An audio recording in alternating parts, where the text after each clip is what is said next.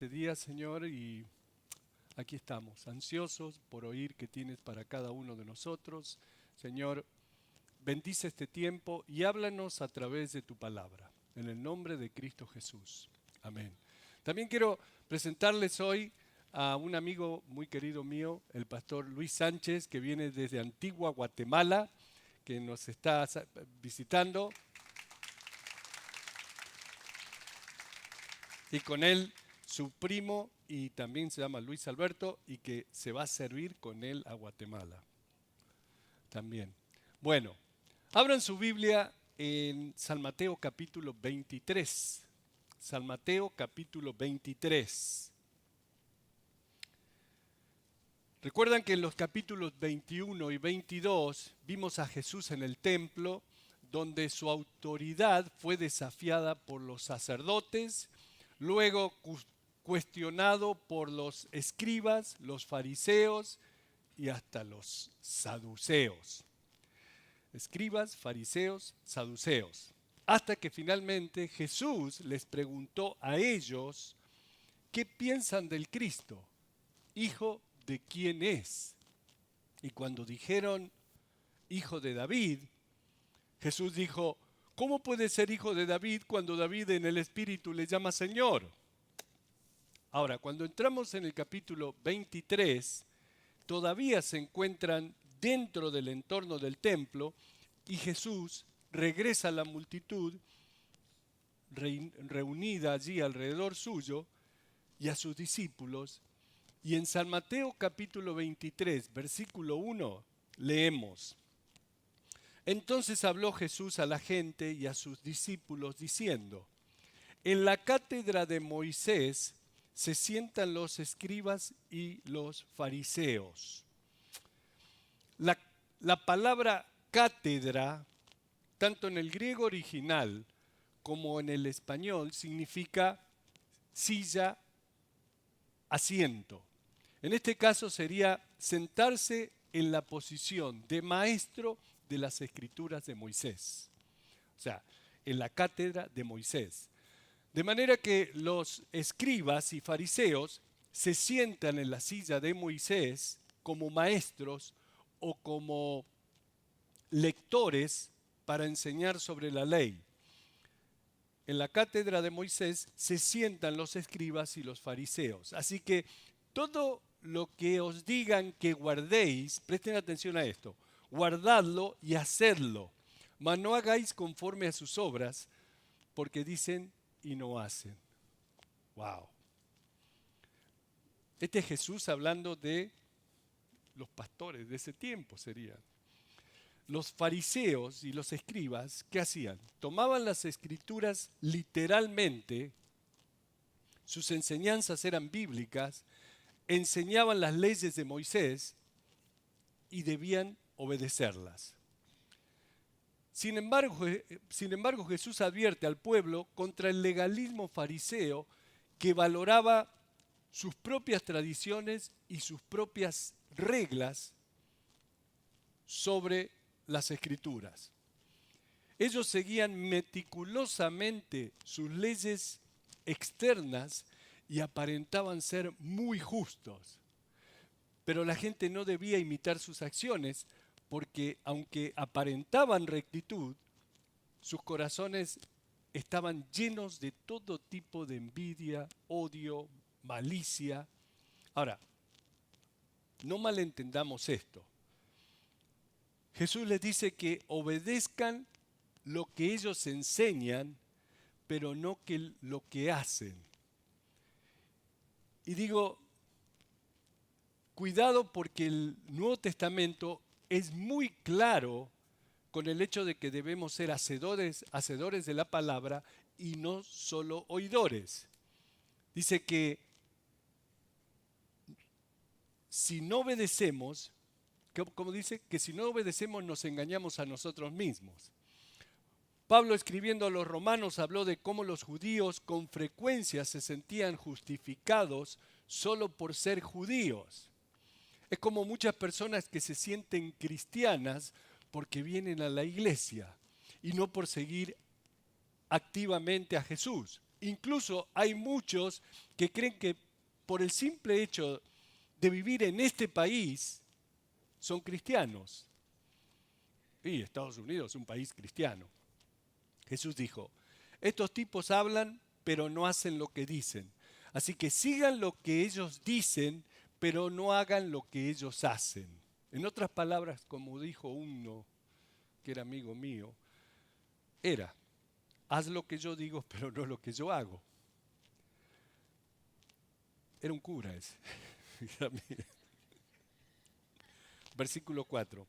Porque atan cargas pesadas y difíciles de llevar y las ponen sobre los hombros de los hombres, pero ellos ni con un dedo quieren moverlas.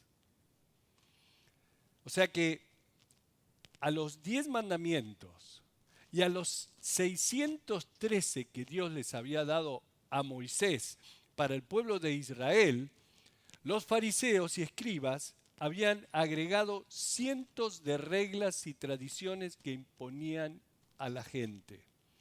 Leyes que ni ellos mismos podían obedecer. Jesús aquí ataca eso, porque atan cargas pesadas y difíciles de llevar y las ponen sobre los hombros de los hombres, pero ellos ni con un dedo quieren moverlas. Antes hacen todas sus obras para ser vistos por los hombres, pues ensanchan sus filacterias y extienden los flecos de sus mantos. Esto me recuerda a algunos religiosos de mis tiempos. Les agregan un montón de chucherías a sus batas, amuletos, cadenitas con medallitas y todo lo demás, solo para llamar la atención.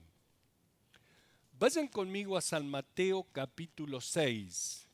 San Mateo capítulo 6, unos cuantos capítulos antes. San Mateo 6, 2 dice Jesús, cuando pues des limosna, no hagas tocar trompeta delante de ti como hacen los hipócritas en las sinagogas y en las calles, para ser alabados por los hombres. De cierto os digo que ya tienen su recompensa. Mas cuando tú des limosna, no sepa tu izquierda lo que hace tu derecha, para que sea tu limosna en secreto, y tu Padre que ve en lo secreto te recompensará en público. Y cuando ores, no seas como los hipócritas, porque ellos aman el orar en pie en las sinagogas y en las esquinas de las calles, para ser vistos de los hombres. De cierto os digo que ya tienen su recompensa. Mas tú, cuando ores, entra en tu aposento y cierra la puerta, ora a tu Padre que está en secreto, y tu Padre que ve en lo secreto te recompensará en público. San Mateo capítulo 6, versículos del 2 al 6.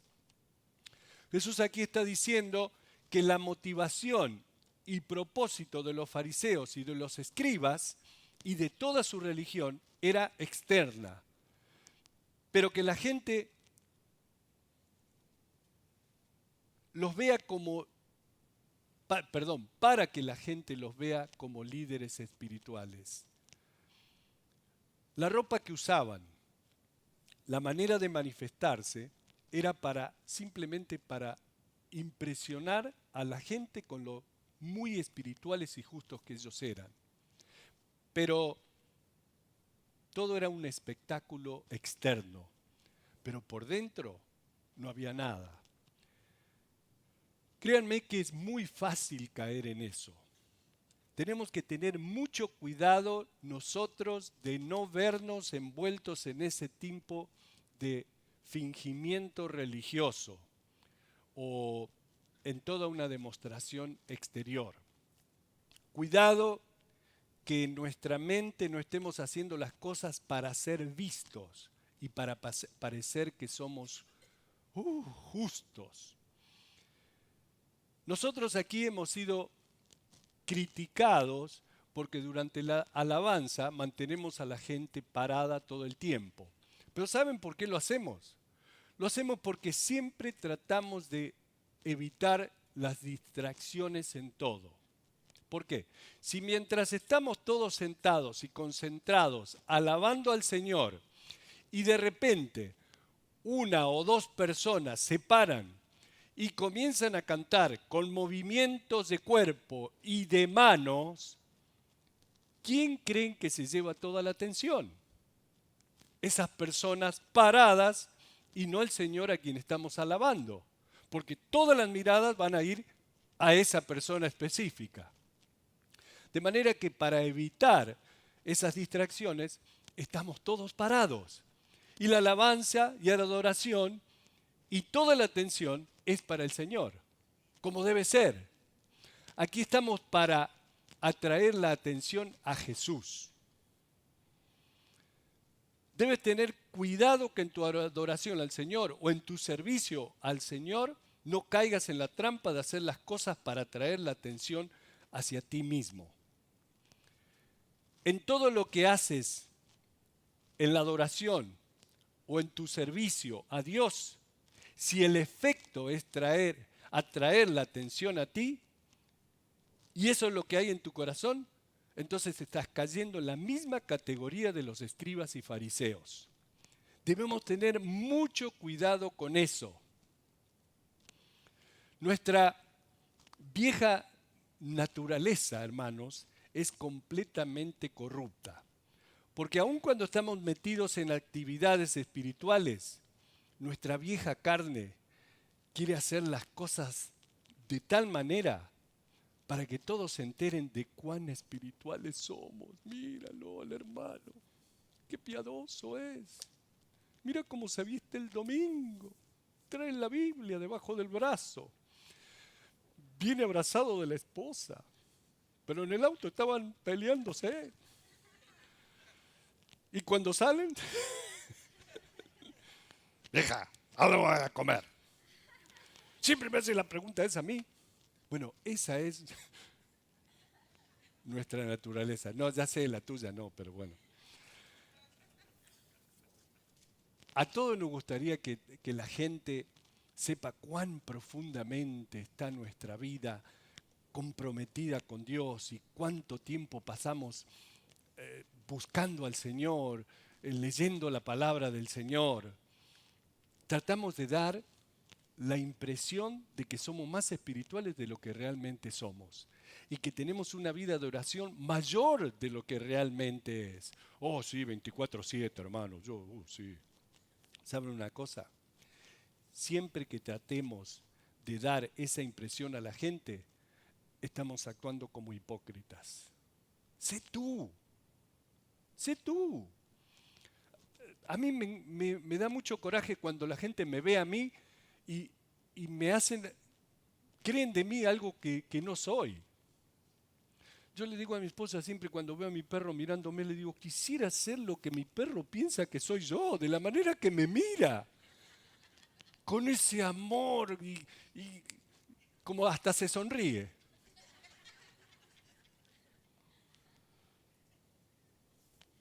Tratamos de impresionar a la gente cuando solo deberíamos tratar de impresionar a Dios con nuestra correcta manera de vivir, sabiendo que Dios no puede ser impresionado. Nunca debemos hacer las cosas pensando en el efecto que pudiera crear en la mente de la gente. Todas las cosas las debemos hacer como para el Señor. En ese lugar secreto de compañerismo y comunión con Dios. Jesús dice, antes hacen todas sus obras para ser vistos por los hombres, pues ensanchan sus filacterias y extienden los flecos de sus mantos. ¿Qué son las filacterias? Bueno, las filacterias eran unas cajitas que ellos se ataban en sus muñecas o en sus frentes. Se les había dicho bajo la ley que debían atar la ley de Dios en sus frentes y en sus manos, y por eso tenían esas cajitas que eran de cuero. Y todos los días cuando iban a orar llevaban esas cajitas, excepto el día sábado, porque el sábado no debían llevar ninguna carga en el día de reposo. Pero los demás días sí, las llevaban. En esa pequeña cajita sobre su mano había 4 pasajes con escrituras del Antiguo Testamento en pequeños rollitos, Otra caja de cuero la ataban a su frente y tenían 4 compartimientos, los mismos pasajes de las escrituras, pero cada uno en un compartimiento separado. Los fariseos, y eso es lo que está atacando Jesús, hacían cajitas más grandes, ensanchando sus filacterias para que todos pudieran verlas como diciendo, wow, yo me dedico con mucha diligencia a la oración. Miren qué grande es la caja que tengo aquí en mi frente. Ensanchaban sus filacterias y por supuesto la idea es que todos pudieran observarlos y extendían los flecos de sus mantos, dice. Se ponían esas tiras, esos flecos en sus vestidos que más o menos venían a ser como símbolos. Había una ley en el Antiguo Testamento con respecto a los adornos que debían ponerse sobre sus vestidos. Bueno, estos en el tiempo de Jesús los extendían los flecos. Y Jesús estaba diciendo que ellos hacían todas esas cosas de tal manera que atraían la atención hacia ellos, para parecer que eran más justos, más santos delante de la gente. Versículo 6. Y aman los primeros asientos en las cenas y las primeras sillas en las sinagogas. Los primeros asientos estaban en la sinagoga, estaban al frente, pero mirando hacia la congregación, por ejemplo, de aquí para allá. De tal manera que toda la congregación los pudiera ver mientras oraban y supieran cuán justos eran. En las fiestas, ¿recuerdan? Cuando íbamos a las fiestas, que estaba la pista de baile. Y a quién no le gustaba sentarse ahí al lado de la pista de baile. Todo el mundo te veía, ¿no? Dice que amaban los primeros lugares en las sinagogas. Y estar al frente en las fiestas, lugares más importantes. Versículo 7. Y las salutaciones en las plazas y que los hombres los llamen Rabí, Rabí. Ay, esto me hizo acordar de cosas que me pasan cuando viajo, ¿no? Maestro, maestro, le decían. A nosotros nos dicen doctor, reverendo, apóstol. A ellos les gustaba que la gente los exalte. Jesús dice, pero vosotros no querráis que os llamen Rabí, porque uno es vuestro maestro, el Cristo, y todos vosotros sois hermanos. Jesús ahora le está hablando a sus discípulos y les dice que no se metan en esas carreras de jerarquía espiritual. Todos somos hermanos. Como diciéndoles, no están unos sobre otros, todos están juntos, todos son hermanos. No busquen promoverse a sí mismos, no busquen los mejores lugares. Jesús, ¿dónde era? En San Lucas capítulo 14, habla sobre este mismo tema.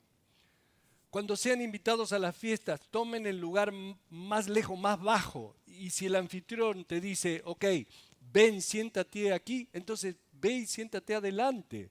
Pero si te sientas en el mejor lugar y el anfitrión te dice, ¿qué haces aquí?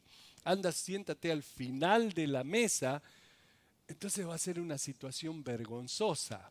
Mejor es que tomes el lugar más bajo y que te inviten a pasar al frente, a tomar un lugar más alto y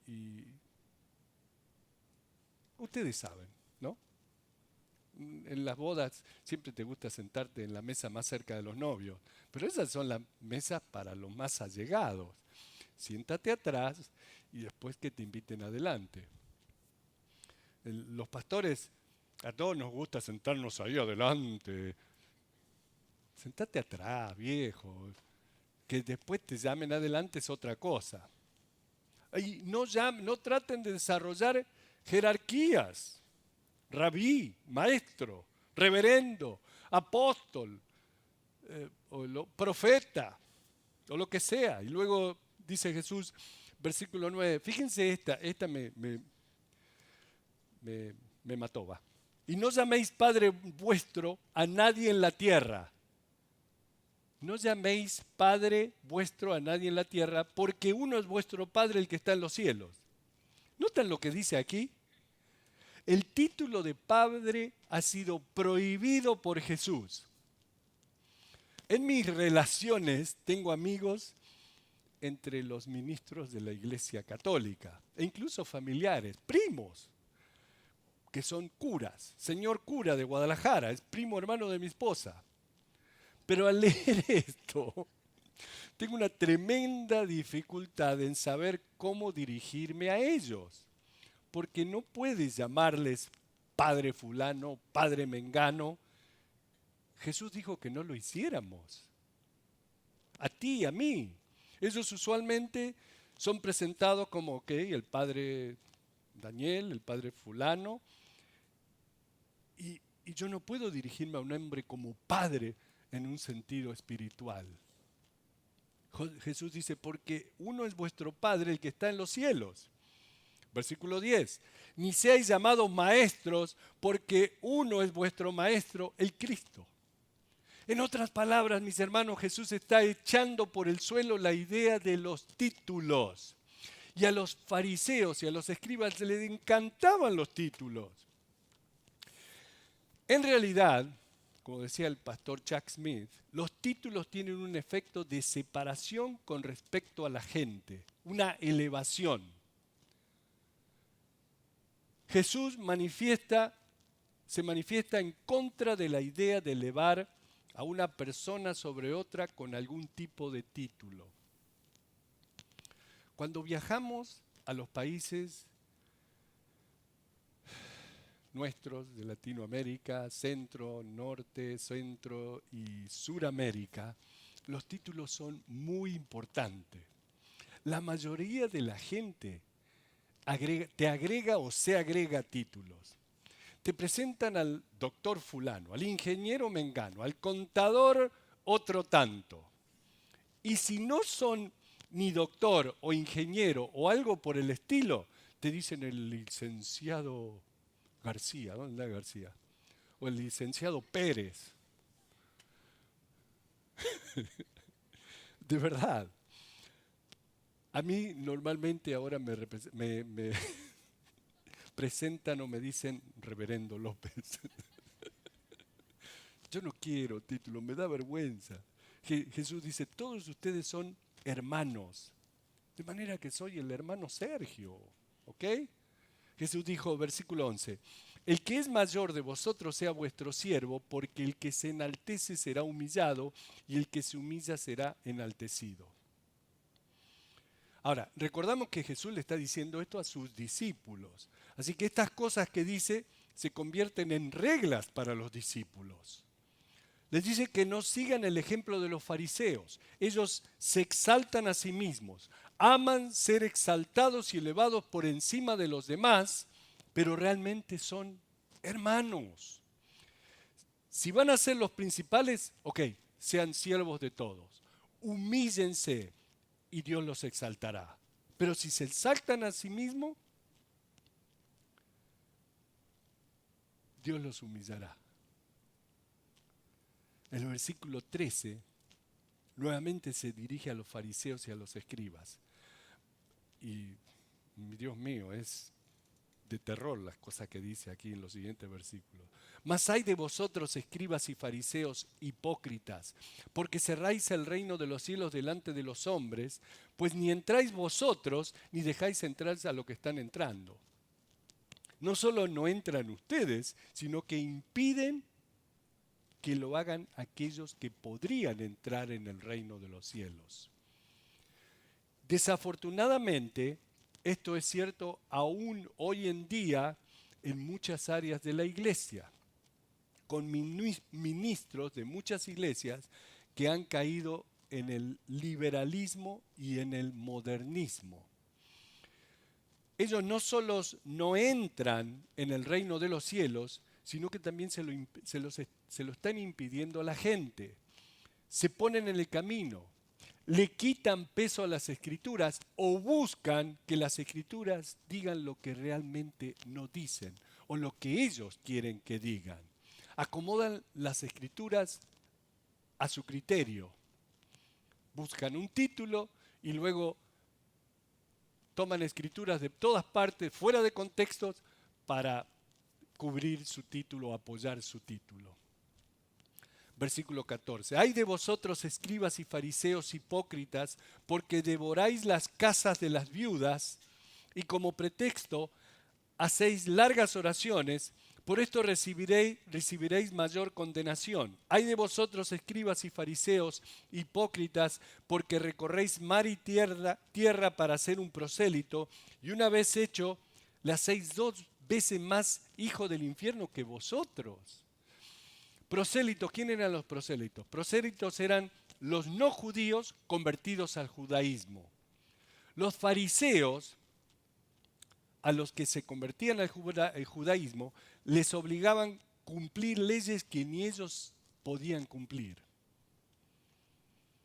Y si eras cristiano, eras un no judío, te hacías cristiano, los judaizantes, esta rama de los judíos, te obligaban a hacerte prosélito, judío también, para que obedezcas las leyes de ellos y también que sigas a Jesús. Ay de vosotros, guías ciegos, que decís, si alguno jura por el templo no es nada, pero si alguno jura por el oro del templo es deudor. Insensatos y ciegos, porque ¿cuál es mayor, el oro o el templo que santifica el oro? También decís, si alguno jura por el altar, no es nada, pero si alguno jura por la ofrenda que está sobre el altar, sobre él, es deudor. Necios y ciegos, porque ¿cuál es mayor, la ofrenda o el altar que sacrifica la ofrenda? Pues el que jura por el altar, jura por él y por todo lo que está sobre él. Y el que jura por el templo, jura por él y por el que lo habita. Y el que jura por el cielo, jura por el trono de Dios y por aquel que está sentado en él. Ay de vosotros, escribas y fariseos hipócritas, porque no diezmáis la menta y el eneldo y el comino, y dejáis lo más importante de la ley, la justicia, la misericordia y la fe. Esto es necesario hacer sin dejar de hacer aquello. O sea que Jesús está tirando por el suelo las enseñanzas tradicionales. Según ellos, si hacías un voto jurando por el templo, ok, todo estaba bien, no tenías obligación de guardarlo. No era un voto que te atara, o sea, una promesa. Pero si jurabas por el oro del templo, eso sí te ataba. Cosas ridículas que habían desarrollado como tradición y que se volvieron parte de su sistema de creencias. Dogmas que ellos convirtieron en doctrinas. Tradiciones que fueron enseñando como doctrina. Ay de vosotros, escribas y fariseos hipócritas, porque diezmáis la menta y el eneldo y el comino, y dejás lo más importante de la ley, la justicia, la misericordia y la fe. Esto era necesario hacer, sin dejar de hacer aquello. Estas eran pequeñas especias. Todos tenían sus especias en sus jardines y podían recoger su propio eneldo, su propio anís, comino, menta. Pero cuando sacaban las especias de su jardín, separaban un 10% de eso para Dios. Ese era el diezmo. Eran muy cuidadosos en medir las especias, la menta, el anís, el comino, para dar el 10% a Dios. Eran muy cuidadosos.